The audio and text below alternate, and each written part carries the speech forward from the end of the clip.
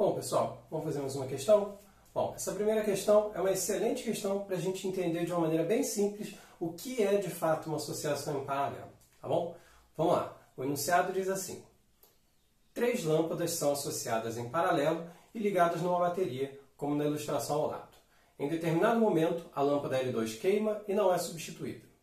Considerando o sentido convencional da corrente elétrica, como representado na figura, podemos afirmar com relação às demais lâmpadas que... E aí a gente quer saber o que acontece com as lâmpadas L1 e L3 se a lâmpada L2 queima.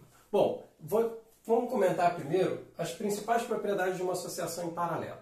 Para 3 objetos como esses 3 aqui estarem associados em paralelo, é necessário que eles estejam ligados aos mesmos terminais. E de fato, se a gente chamar isso aqui de ponto A e isso aqui de ponto B, eles 3 estão ligados nos terminais A e B. Isso significa que eles têm a mesma diferença de potencial, a diferença de potencial entre A e B. Então essa é a primeira propriedade de uma associação em paralelo. Eles têm a mesma diferença de potencial.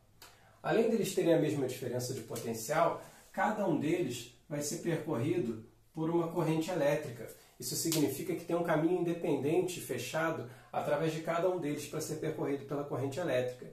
O que significa isso então? Que se a gente elimina a lâmpada L2 da jogada, o circuito continua fechado para ser percorrida a corrente na lâmpada L1 e na lâmpada L3. Então ambas continuam acesas. Será que existe algum risco delas queimarem? O que seria um risco delas queimarem? Seria, por exemplo, elas serem percorridas por uma corrente muito mais alta do que elas estavam sendo percorridas antes.